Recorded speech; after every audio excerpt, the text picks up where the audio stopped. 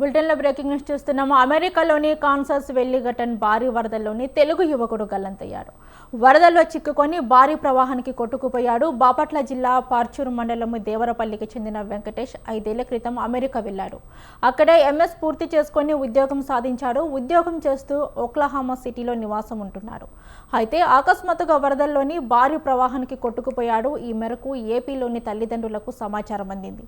గల్లంతైన సమయంలో వెంకటేష్ ప్రయాణించే కారు, అందులో బ్యాగ్ ఉన్నాయని తెలిపారు.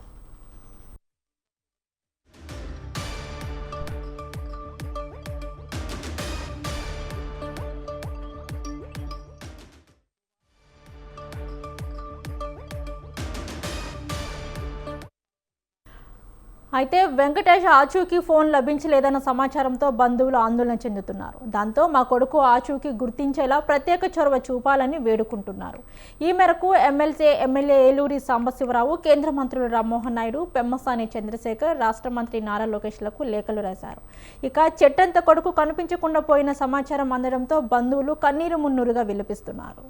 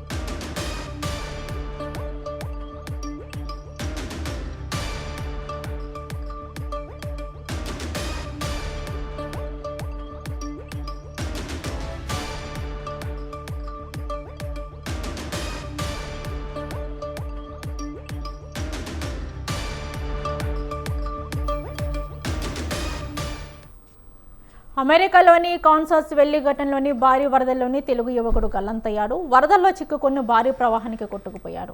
బాపట్ల జిల్లా పార్చూరు మండలం దేవరపల్లికి చెందిన వెంకటేష్ 5 ఏళ్ల క్రితం అమెరికా వెళ్లాడు. అక్కడ ఎంఎస్ పూర్తి చేసుకుని ఉద్యోగం సాధించాడు. ఉద్యోగం చేస్తూ ఓక్లహామా సిటీలోని నివాసం ఉంటున్నాడు. అయితే అకస్మాత్తుగా వరదల్లోని భారీ ప్రవాహానికి కొట్టుకుపోయాడు. ఈ మేరకు ఏపీలోని తల్లిదండ్రులకు సమాచారం అందింది. గల్లంతైన సమయంలోని వెంకటేష్ ప్రయాణించే కారు, అందులో బ్యాగ్ ఉన్నాయని తెలిపారు.